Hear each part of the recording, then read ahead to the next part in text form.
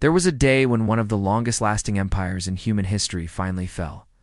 For over 600 years, the Ottoman Empire ruled across 3 continents, a symbol of immense power and enduring legacy. Its shadow stretched from the gates of Vienna to the sands of Arabia, from the shores of North Africa to the mountains of Persia. But even the mightiest empires have an ending. Their stories, etched in stone and time, inevitably conclude. And the story of the Ottoman Empire is one of the most dramatic rises and most protracted, painful falls the world has ever witnessed. What forces could bring such a titan to its knees? How did a civilization that defined an era slowly unravel, piece by piece, until nothing was left but memories and ruins? This is the epic story of the collapse of the Ottoman Empire. The Ottoman story begins not with a bang, but with the quiet ambition of a small Turkic principality nestled in the heart of Anatolia in the late 13th century. Led by visionary rulers like Osman I, this humble state, or Beylik, possessed a unique combination of discipline, strategic brilliance, and an unwavering sense of destiny. Through calculated conquests and shrewd alliances, they expanded their dominion, absorbing their neighbors and pushing ever westward. Their military machine, centered around the elite Janissary corps, was unlike anything the world had seen. These soldiers, trained from childhood, were disciplined, fiercely loyal, and masters of the new gunpowder weaponry that was changing the face of warfare. In 1453, Sultan Mehmed II achieved the impossible, the conquest of Constantinople, the 1,000-year-old capital of the Byzantine Empire. This single event sent shockwaves across the Christian world and cemented the Ottomans as a global superpower. The city was reborn as Istanbul, the new heart of a burgeoning empire. The 16th century marked the zenith of Ottoman power, a golden age presided over by one of the most remarkable rulers in history, Suleiman the Magnificent. During his long reign, the empire reached its greatest territorial extent. His armies marched deep into Europe, laying siege to Vienna itself.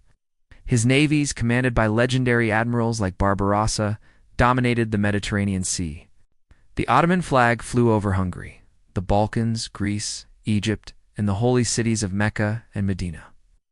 This was an age of unparalleled power, wealth, and cultural flourishing. Istanbul became the richest city on earth, a dazzling metropolis where grand mosques with soaring minarets pierced the skyline. Art, architecture, poetry, and science thrived under imperial patronage. The Ottoman court was a center of sophisticated culture. Its influence felt across continents. For a time, it seemed as if the Ottoman sun would never set. But within the gleaming palace walls, the seeds of decay were already being sown. Greatness often carries the burden of its own undoing, and the Ottoman Empire was no exception. The very vastness that defined its power also became its greatest vulnerability. Administering such a sprawling, diverse territory was a monumental challenge. Communications were slow, and provincial governors grew increasingly independent, often defying the Sultan's authority. Corruption became a cancer, spreading through the bureaucracy and weakening the foundations of the state. Even the legendary Janissaries, once the bedrock of Ottoman military supremacy, began to lose their edge. They became entangled in court politics, acting as kingmakers and power brokers rather than elite warriors. They resisted military reforms that threatened their privileged status, holding the empire's armed forces in a state of stagnation. While the empire was wrestling with these internal demons, a new threat was emerging on the horizon. In the West, Europe was stirring, on the verge of a transformation that would leave the Ottomans far behind. The Great Divergence came with the roar of steam and the clatter of machinery. While Europe wholeheartedly embraced the Industrial Revolution, the Ottoman Empire remained largely agrarian and traditional. European factories churned out mass-produced goods, creating immense wealth and fueling technological innovation. Steam trains and telegraph lines shrank distances, revolutionizing communication and logistics. Western arsenals began producing advanced weaponry, breech-loading rifles, powerful new artillery, and ironclad warships. The Ottomans, hampered by internal resistance to change and economic difficulties, failed to keep pace. They made attempts at reform known as the Tanzimat, but these were often too little too late. The technological gap widened into a chasm. The empire that had once been at the forefront of military technology, terrifying Europe with its super cannons, now found itself fighting with outdated muskets against an enemy armed with machine guns. In the new age of machines, an empire built on tradition and the sword struggled to find its footing. Its economic and military inferiority became starkly, painfully obvious. This weakness was most brutally exposed in the Balkans, the empire's European frontier. For centuries, this region had been a core part of the Ottoman realm. But in the 19th century, stirred by the new ideas of nationalism sweeping across Europe, the peoples of the Balkans began to demand their independence.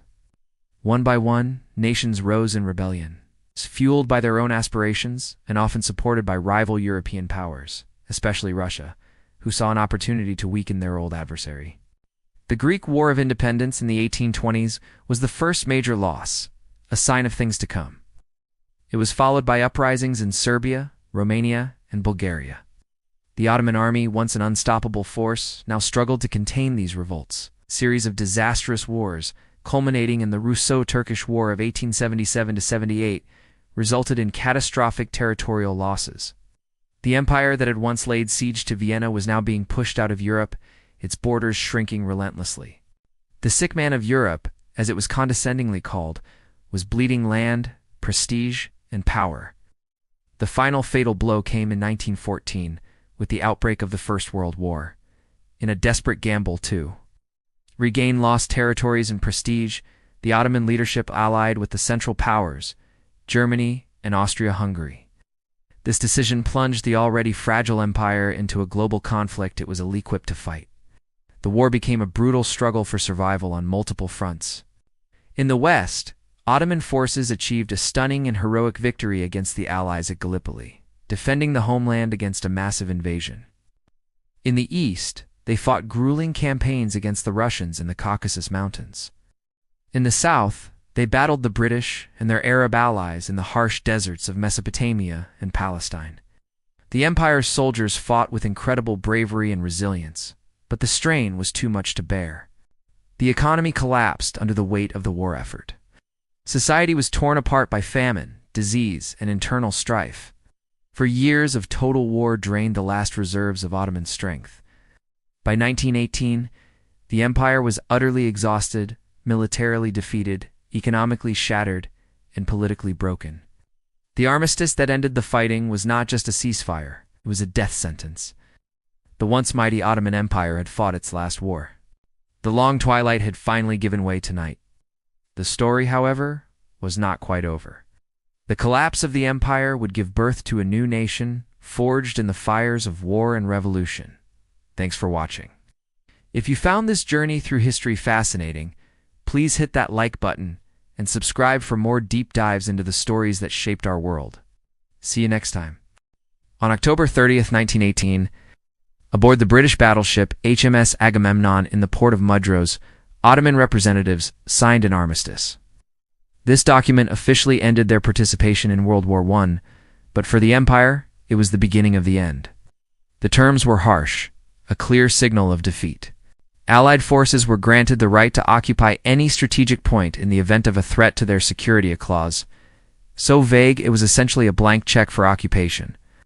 The Ottoman army was to be demobilized, its navy surrendered, and all railways and telegraph lines placed under Allied control.